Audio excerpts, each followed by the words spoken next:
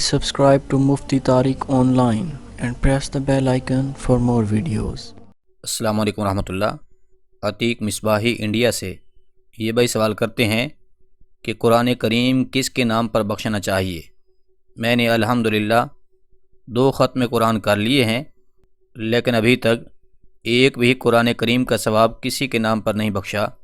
Please قرآن کریم کے بخشنے کا طریقہ تو بتا دیں۔ بھائی نے بہت اچھا سوال پوچھا ہے کہ قرآن کریم کس کے نام پر بخشنا چاہیے۔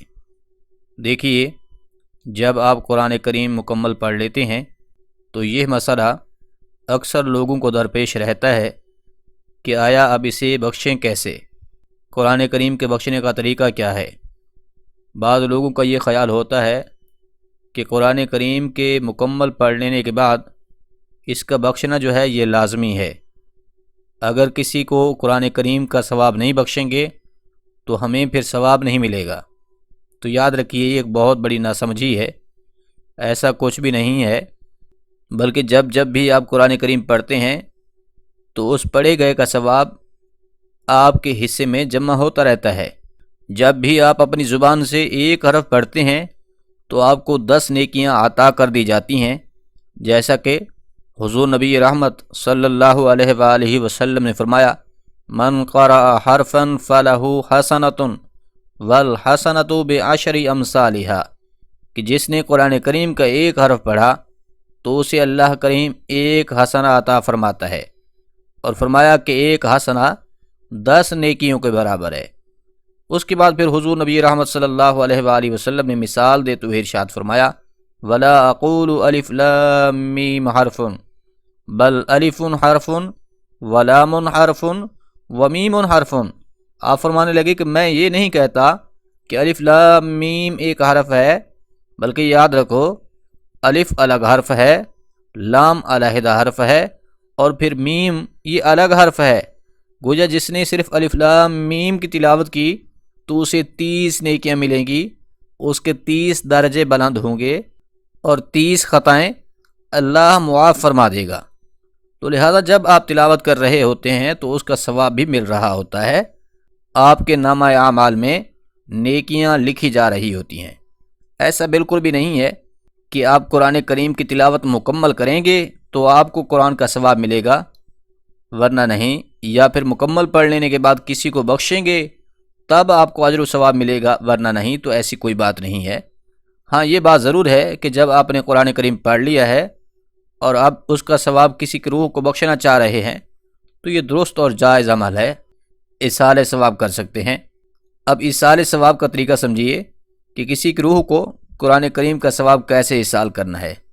تو یاد رکھیے، اس کے 2 طریقے ہیں اور انتہائی آسان ہیں۔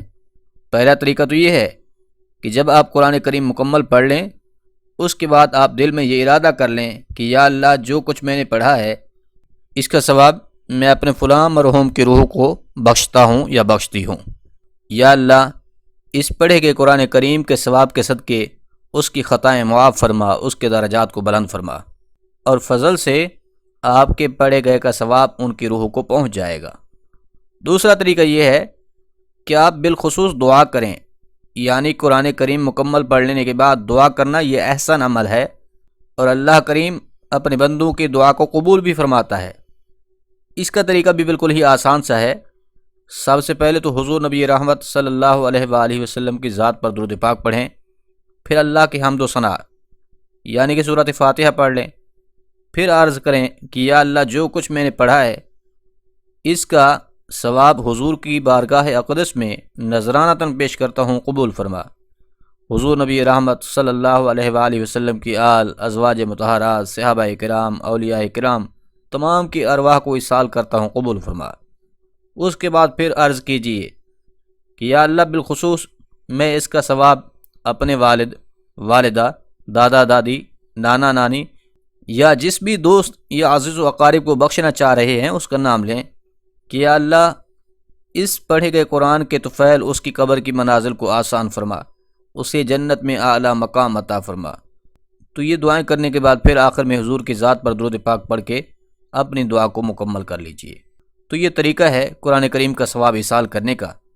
آپ اس کا دل میں بھی ارادہ کر سکتے ہیں اور دعا بھی کر سکتے ہیں، اگر دعا کر لیں تو یہ بہتر ہے۔ اب اس میں یہ نہ سمجھیے کہ جب تک آپ قرآن کا ثواب کسی کو بخشیں گے نہیں تب تک آپ کو ثواب نہیں ملے گا، یہ غلط فہمی ہے، اس کی اصلاح کرنا ضروری ہے۔ امید ہے بات سمجھ آ گئی ہوگی۔